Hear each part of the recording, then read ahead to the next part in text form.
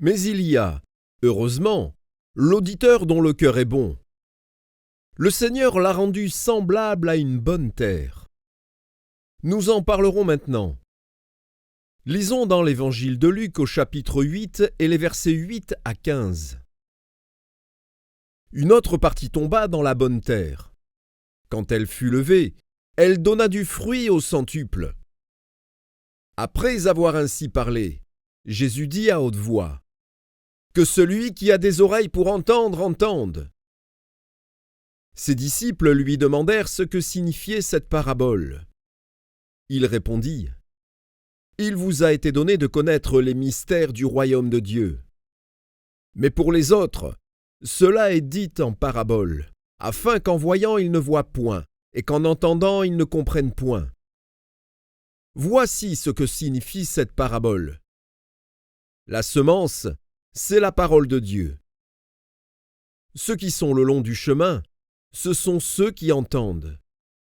Puis le diable vient et enlève de leur cœur la parole, de peur qu'ils ne croient et soient sauvés.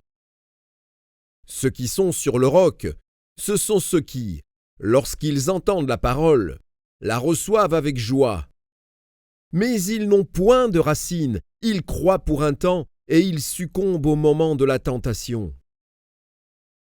Ce qui est tombé parmi les épines, ce sont ceux qui, ayant entendu la parole, s'en vont et la laissent étouffer par les soucis, les richesses et les plaisirs de la vie, et ils ne portent point de fruits qui viennent à maturité. Ce qui est tombé dans la bonne terre, ce sont ceux qui, ayant entendu la parole avec un cœur honnête et bon, la retiennent et portent du fruit avec persévérance. J'aimerais me servir à nouveau de différentes traductions afin de bien vous faire ressortir les caractéristiques de la bonne terre. Nous avons déjà dit qu'elle ne présentait pas les défauts des autres. Voici la manière dont certaines traductions la désignent. L'une dit que cette terre est bonne, fertile. Une autre dit que ces personnes entendent la parole, que celle-ci est la bienvenue. Entre parenthèses, nous avons là une excellente pensée. Fermons la parenthèse. Ce n'est malheureusement pas le cas pour bien des personnes qui ne souhaitent pas la bienvenue aux paroles qu'elles entendent. C'est en désaccord avec ce qu'elles croient. Pour celui qui entend bien, le bon sol, tout ce que dit la parole est accepté, désiré, même si cela doit changer leur opinion personnelle. Il y a des personnes qui ne changent pas d'opinion, même si elles sont en face de la vérité, parce qu'elles sont trop fières, trop orgueilleuses pour reconnaître qu'elles ont fait un faux pas. Avez-vous remarqué ce qui est dit dans ce passage? Il est dit que celui qui écoute la parole, le bon sol, est un auditeur honnête. Malheureusement, beaucoup ne sont pas honnêtes avec Dieu, avec eux-mêmes, avec la parole. Ils sont trop fiers pour changer leurs idées. Celui qui est le bon auditeur, c'est celui qui est honnête. Une autre traduction dit ceci. Ces auditeurs ont un esprit ouvert, équilibré, un bon esprit. C'est pour cela qu'ils sont de bons auditeurs parce qu'ils sont ouverts à la vérité. Ils la reçoivent et ils l'acceptent. Dans ces paroles, il y a l'implication que les autres auditeurs n'étaient pas honnêtes avec la vérité. Il y avait en eux quelque chose de mauvais. En ce qui concerne l'auditeur honnête, nous avons mentionné ces choses. Il a un bon cœur. Il a un cœur honnête. Il entend la parole. Il comprend la vérité et il conserve ce qu'il a entendu. Allez-vous essayer de vous souvenir de ces 5 conditions pour être un bon auditeur, 5 choses que nous devons posséder si la parole de Dieu doit produire du fruit dans nos cœurs? Examinons ensemble ces 5 choses en détail. Nous allons voir de plus près ce qu'est le bon sol. De quel genre d'auditeur Jésus parle là? Il a un bon cœur. Pourquoi a-t-il un bon cœur? Qu'est-ce qui rend le cœur bon? Lisons dans le livre d'Ésaïe au chapitre 66, le verset 2. Il nous est dit : « Toutes ces choses, ma main les a faites, et toutes ont reçu l'existence, dit l'Éternel. Voici sur qui je porterai mes regards, sur celui qui souffre et qui a l'esprit abattu, sur celui qui craint ma parole. » La version seconde dit : « Il craint la parole de Dieu. » La version Darby dit : « Il tremble en la parole de Dieu. » Entre parenthèses, toutes deux sont exactes. Fermons la parenthèse. Il est dit dans cette seconde traduction que l'auditeur a un grand respect de la parole de Dieu, que lorsqu'il la lit, il tremble. Cela ne veut pas dire que nous avons besoin de trembler de la tête aux pieds. Ce n'est pas là l'idée, bien que ce soit le mot exact. Il annonce un profond respect de la parole, un tel respect que cet auditeur prend ses propres opinions, les met de côté, les méprise. Il saisit la parole et l'embrasse. Il a aussi la crainte de cette parole parce qu'il sait que Dieu accomplit ce qu'il dit.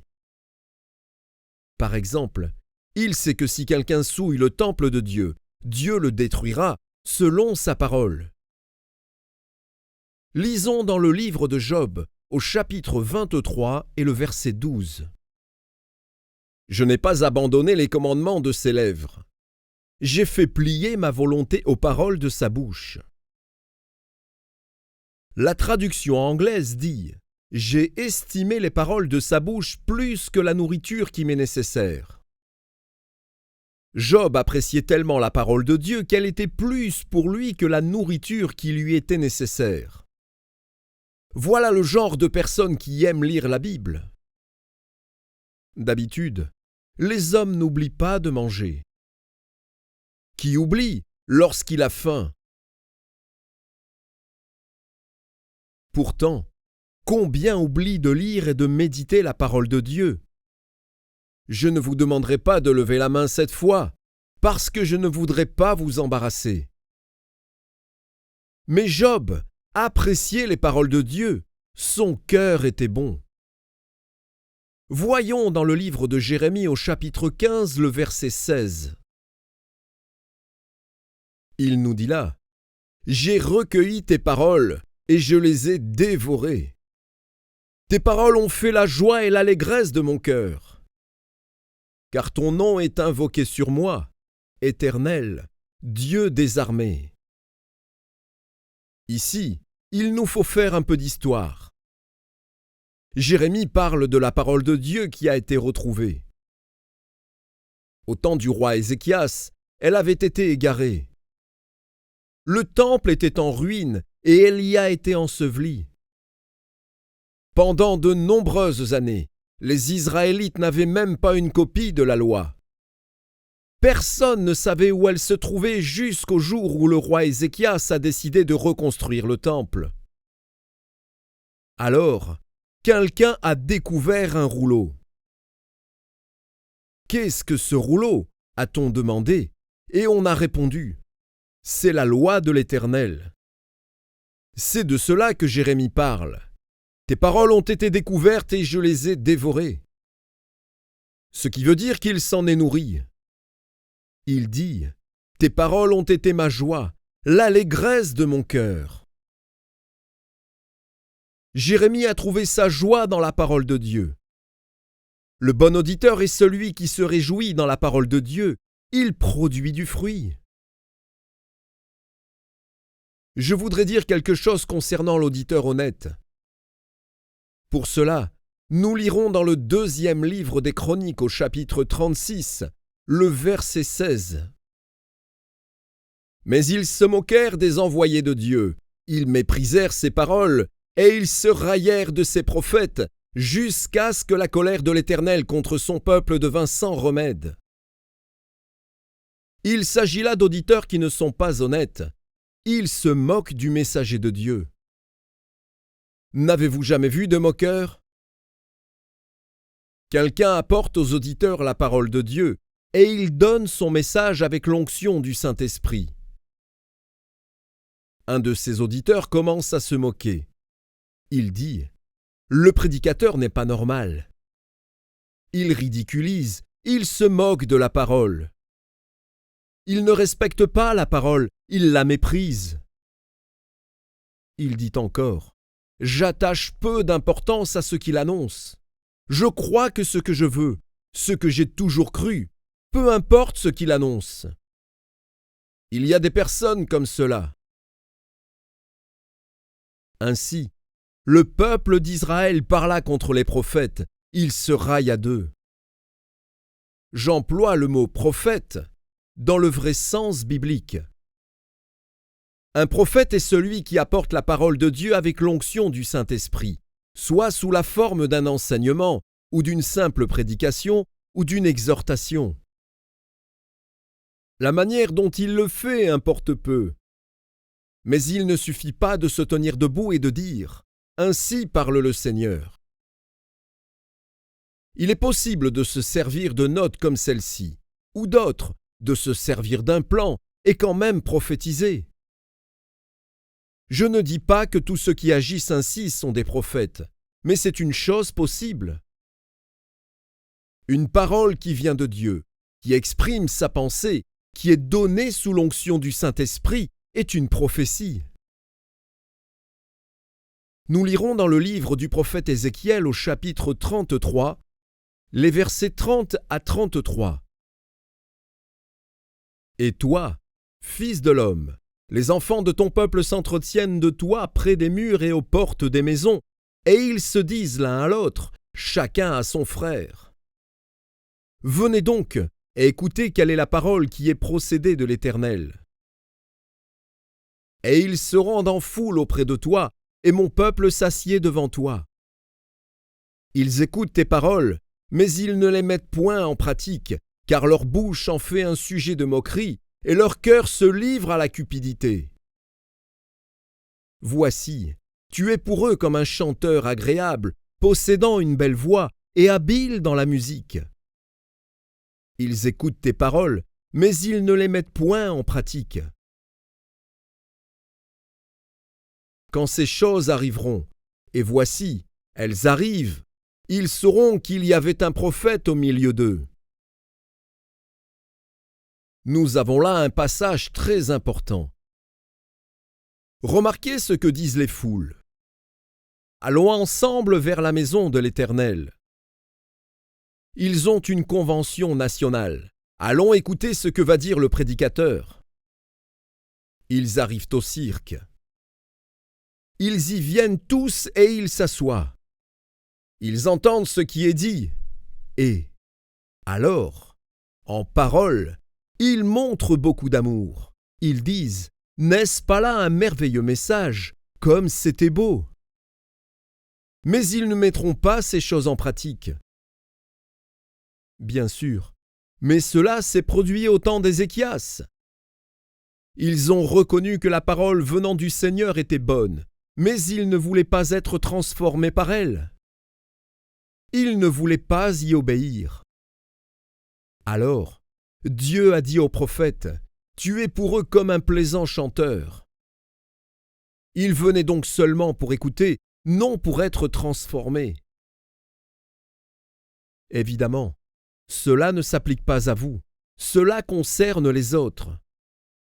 Et les autres ne sont pas ici, nous n'avons donc pas besoin de nous en inquiéter. Voyons dans le psaume 107, le verset 11. Parce qu'ils s'étaient révoltés contre les paroles de Dieu, parce qu'ils avaient méprisé le conseil du Très-Haut. Nous voyons là la réaction de certains auditeurs. Ils sont entrés en rébellion contre la parole de Dieu. Ce genre d'auditeurs existe.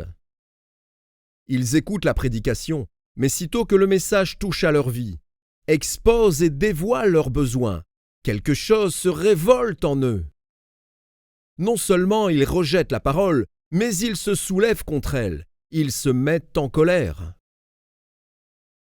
Vous vous souvenez avoir vu de tels hommes dans le livre des Actes des Apôtres. Lorsqu'Étienne prêchait et leur disait la vérité, ils se sont mis dans une telle colère qu'ils l'ont lapidé. Au cours d'une réunion, aux États-Unis, je parlais comme le Seigneur me conduisait. Soudain, dans le fond de la salle, un homme s'est levé. Il était rouge de colère. Il a quitté la réunion. Savez-vous ce qu'il a dit? Chaque fois que j'écoute ce Butler, je me sens misérable, je ne l'écouterai plus jamais. Il est très clair que quelque chose n'allait pas dans sa vie. Je ne sais quoi, mais apparemment, il me semble que j'ai mis le doigt sur quelque chose dans son cœur et il s'est révolté. Je suis très souvent accusé ainsi. On dit que les pasteurs me renseignent avant sur ce qu'il faut prêcher. Je me souviens d'une dame, dans une certaine église. Elle est venue me trouver après la réunion. Voilà comment elle était venue vers moi. « Frère Butler, le pasteur ne vous a-t-il pas raconté toute ma vie avant que vous prêchiez ?» Je lui ai dit, « Mais qu'est-ce qui vous fait dire cela ?» « Je n'ai pas parlé à votre pasteur, je suis arrivé de la gare et je suis monté directement sur l'estrade. La seule chose que je lui ai dite, c'est « Dieu soit loué !» Elle s'est écartée un peu de moi. « Vous n'avez pas parlé sur moi pendant 1h15, mais vous avez dit une certaine chose, vous avez même pointé votre doigt dans ma direction. » Elle a rajouté, « Les prédicateurs mentent-ils aussi ?» Puis elle est partie. Je ne connaissais absolument rien de sa vie. J'ai prêché selon que Dieu me conduisait.